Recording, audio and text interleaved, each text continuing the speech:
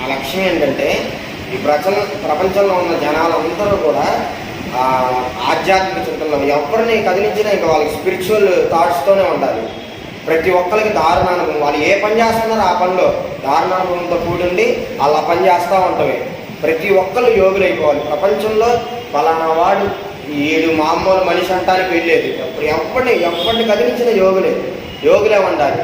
అట్లా తయారైపోవాలి ప్రపంచం అంతా. అట్లా అవ్వాలి.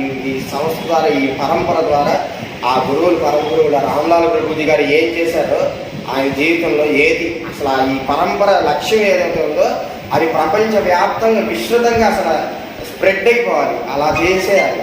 అది నా లక్ష్యం.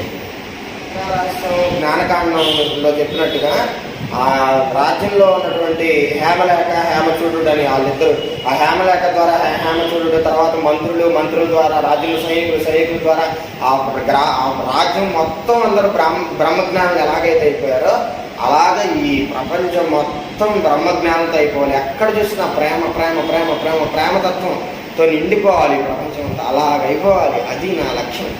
అది నాకు చాలా ఆనందంగా ఉంటుంది.